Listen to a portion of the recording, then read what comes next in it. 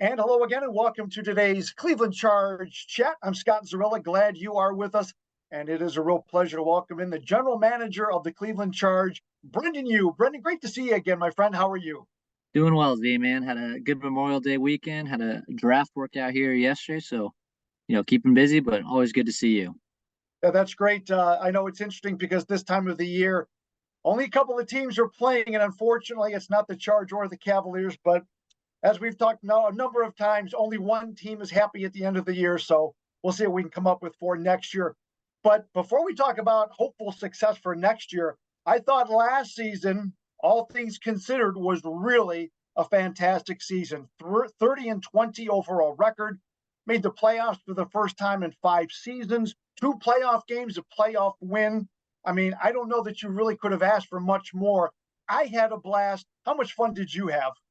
Yeah, no, it was awesome to kind of see it all come together. A new staff in place. Some familiar faces obviously from previous seasons, but a lot of new ones as well. And just to see the team get better and grow throughout the season, and both have individual success, but also team success was super rewarding. Yeah, we're going to talk about that individual success in a minute. But for you, and I'm asking that you not be humble right now, as the general manager, it's got to be a tough job to be the man who picks the players, puts the coaching staff together, etc. But how gratifying was it for you to do all of that again this season and really see it all kind of fall into place? As I mentioned, terrific record, playoffs, and everything that went with it. No, it like you said, it's super rewarding, and for me, I get great joy out of seeing other people succeed, and hopefully in my role I can kind of help put people in position to succeed, and find the best place for them and roll and help them grow. So to see all the individual accomplishments, like I said, and along with the team accomplishments was awesome this year. I know you and I have talked about it. I've talked to my goodness, so many coaches over the years when they go from assistant to head coach. The biggest 18 inches in professional sports is the assistant coach seat to the head coaching seat. Mike Garrity did it this year for the first time. I thought he was fantastic in so many different ways. What were your thoughts on Mike's first year as the head man with the Charge? Yeah, no, Mike G was had an awesome season this year, and he had been with the Cavs since I first started, 9 years ago, and so he and I've got to know each other over that time, and it was really fun to see him kind of grow, with himself, and get out of that kind of just player development role, and take over the head coaching responsibilities and all that comes with it. And so to be able to kind of work with him and help him, get better there and find ways, like I said, to help put people in position to see whether it's players or his staff was a lot of fun. And man, he just did an awesome job, relating to guys. He was super bought in. He really, loved every moment of it. And I'm sure I'll tell you the same thing. Well, it's a perfect lead into my follow up question because being fortunate enough to travel with the team, I was able to see him obviously not only at home, but on the road. You only saw him more so at home. So I want to put in the good word for him. He worked just as hard on the road as he did at home. He would be in all the drills and not just standing there, but he really participated. I'd see him on the bus, in the airport terminals, on the plane, in the hotel. He was always on his laptop working, and he really jumped in with both feet. And I think it really showed by the results. And to your point, his enthusiasm for the position. Yeah, absolutely. Mike's one of the hardest workers I've been around, and he took, you know, his he took the opportunity very seriously, I would say. And like I said, I think was 2 feet in, and it was great to see. Brendon, so much of the success goes to you. It does go to the coaching staff, but ultimately, fans will always put all the congratulations to the players. And in this season, I think it's well deserved for a number of players. So let's go through a little bit of it real quick. Your two ways in Mamadi Diakite and Isaiah Mobley, I thought not only were they so important for you on the floor, but when they would go to the Cavaliers, they would get the experience with the parent club and then bring that back to the Charge, with I think really we saw how well that worked. Speak to that for me, just how important and how much the two-way situation really paid dividends for the Charge.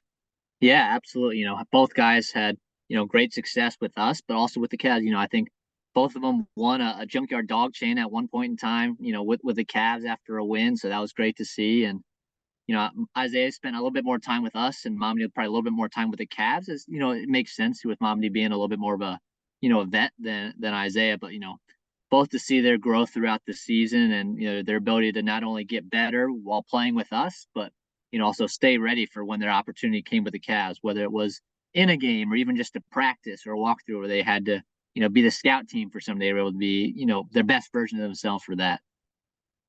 To further confirm what a good job you did putting the roster together, your first overall pick in the G League draft last year, Sam Merrill, what a terrific season he had. Shot over 43% from three, had 10 threes, the team record in one game. And as nice as that is, I thought the icing on the cake was the fact when the Cavaliers extended him a contract at the end of the season. He embraced that, but he also stayed with the Charge through the late season run and into the playoffs, which says a lot about him. Tell me about that growth for him and his importance, what he meant to both organizations. Yeah, I remember, having the first pick this year, having a couple different options or a few different options to look for. We, as a staff, worked, long and hard, studied, countless hours of film, did all our homework, making calls about, people's character, and, just ultimately came to the decision that Sam was, the best fit, not only for the Charge, I think, at the time, but also, for the Cavs, and was, glad to see it, work out and pay out, for everybody in the end. And, especially for him to get that multi-year deal with the Cavs, and especially him providing a skill set that the Cavs, need in terms of shooting, I think was a great marriage and a great fit in that sense. And it couldn't happen to a better guy. Sam's an absolute stud on the court, but even better person and human being. And I know you got to know him, like, just an awesome guy.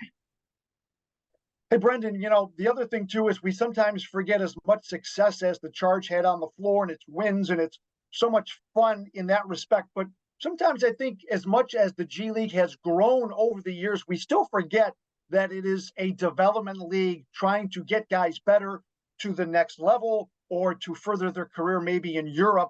And I thought there's plenty of guys we could talk about, but two that really stand out to me, Gabo Saboyan and Chandler Vaudrin. I got to be honest with you. Looking back to training camp, I looked at them and thought, I wonder if they're going to make the team. End of the season, they were so valuable in the success that the Charge had on the floor.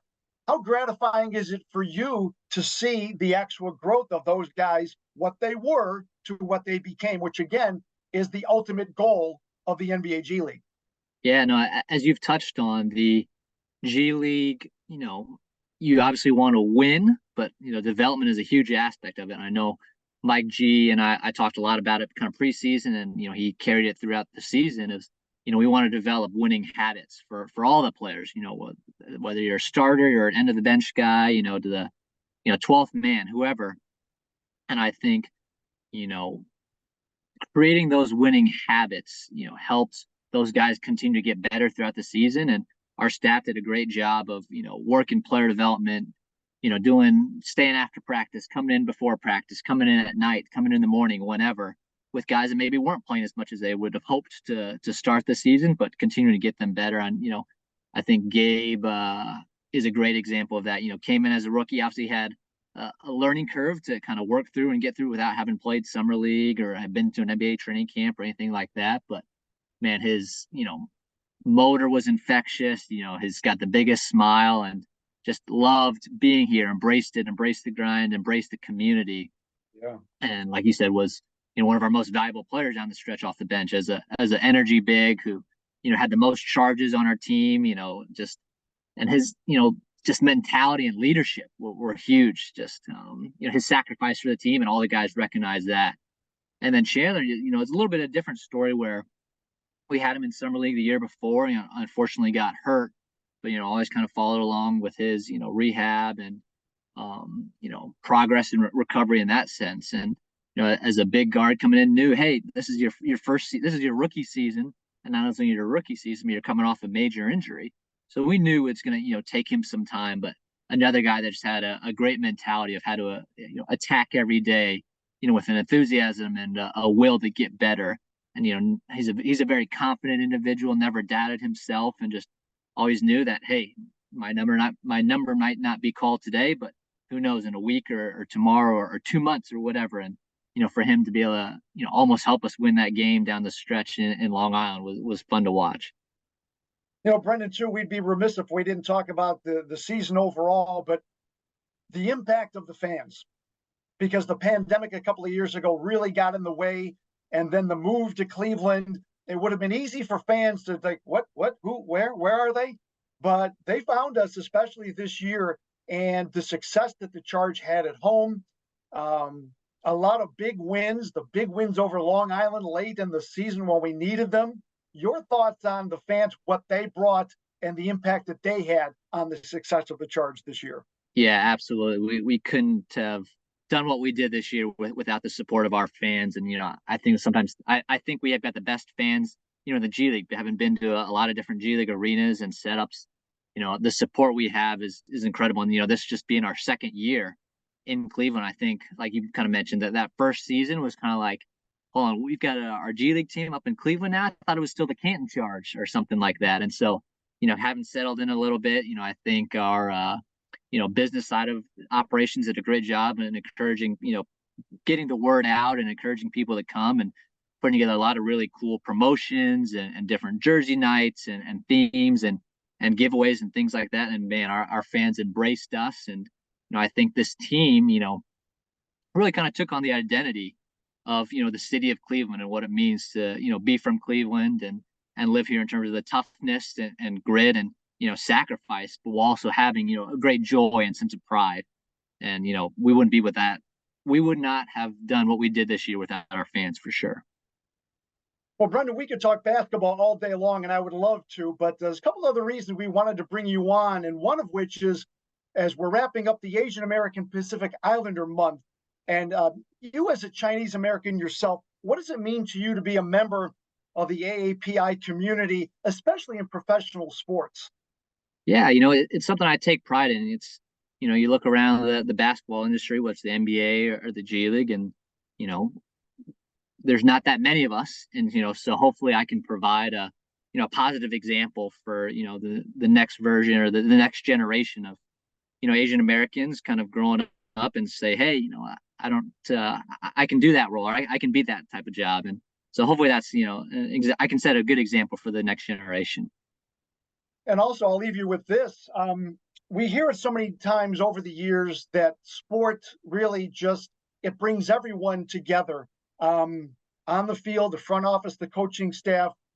How important is that from your perspective, that there is truth to that? And the fact that, again, you're such a big part of it. And as you mentioned just a moment ago, you kind of feel the responsibility of being able to help bring in the next generation moving forward.